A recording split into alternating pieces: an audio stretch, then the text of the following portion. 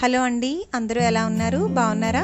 ఈరోజు ఎగ్తో చాలా క్రిస్పీగా క్రంచీగా ఒక స్పెషల్ స్నాక్ని ఎలా చేసుకోవాలో చూపించబోతున్నాను. ఎగ్తో మనం చాలా రకాలైన రెసిపీస్ చేసుకుంటాం కదండి. ఈ విధంగా క్రిస్పీగా క్రంచీగా ఉండే స్నాక్ లాగా ట్రై చేయండి. ఇంట్లో అందరూ చాలా ఇష్టపడతారు. ఇంట్లో ఏదైనా చిన్న చిన్న కిటీ పార్టీస్ కానీ, బర్త్డే పార్టీస్ కానీ, లేదా ఎవరైనా ఇంటికి గెస్ట్ వచ్చినప్పుడు కానీ ఇలా వెరైటీగా స్పెషల్గా చేస్తే చాలా ఇష్టపడతారండి. మరి ఆలస్యం ఎందుకు, ప్రాసెస్ స్టార్ట్ చేద్దామా? Welcome to Mom's Miracles. ముందుగా ఉడికించిన బంగాళదుంపలను ఈ విధంగా స్మాష్ చేసుకొని దీనిలోనికి సన్నగా కట్ చేసుకున్న ఉల్లిపాయలు, పచ్చిమిరపకాయలు, కొత్తిమీరను కూడా యాడ్ చేసుకోవాలి.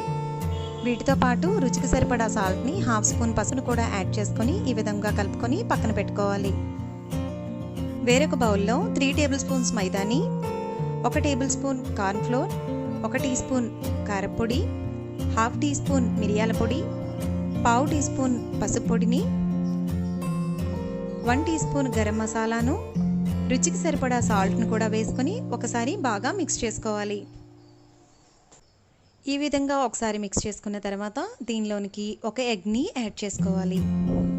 ఇలా ఒకసారి ఎగ్ అంతా కలిసేలాగా బాగా మిక్స్ చేసుకోవాలి. కొంచెం కొంచెంగా వాటర్ని యాడ్ చేసుకుంటూ స్మూత్ బ్యాటర్ లాగా కలుపుకోవాలి. ఈ విధమైన కన్సిస్టెన్సీ వచ్చిన తర్వాత దీనిలోనికి 2 స్పూన్ల ఆయిల్ని యాడ్ చేసుకొని ఒకసారి బాగా మిక్స్ చేసుకోవాలి. ముందుగా ఉడికించి పెట్టుకున్న ఎగ్స్ని ఈ విధంగా పొడుగ్గా కట్ చేసుకోవాలి. ఇక్కడ నేను 4 ఎగ్స్ని తీసుకున్నానండి. ఈ 4 ఎగ్స్ని కూడా ఈ విధంగా పొడుగ్గా కట్ చేసుకున్న తర్వాత దాంట్లో ఉండే ఎల్లోస్ని అంటే పచ్చసొనని సెపరేట్ చేసుకోవాలి.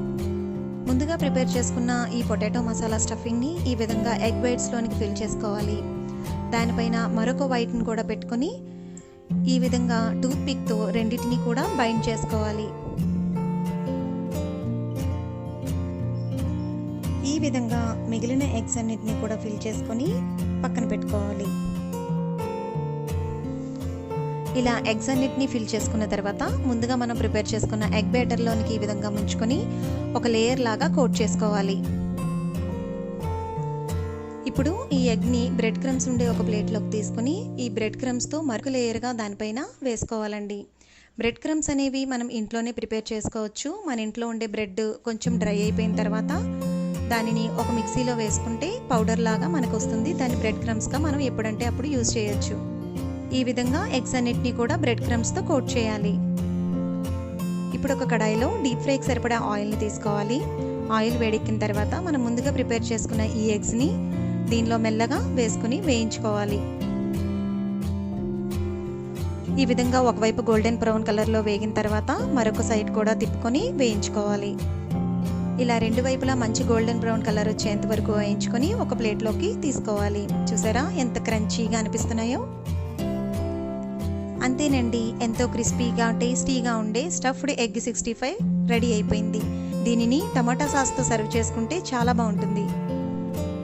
మనం రెగ్యులర్గా చేసుకునే ఎగ్ రెసిపీస్లా కాకుండా ఈ విధంగా క్రిస్పీగా క్రంచీగా ఒకసారి ఇంట్లో మీరు ట్రై చేయండి. పిల్లలైతే భలే ఇష్టపడతారు.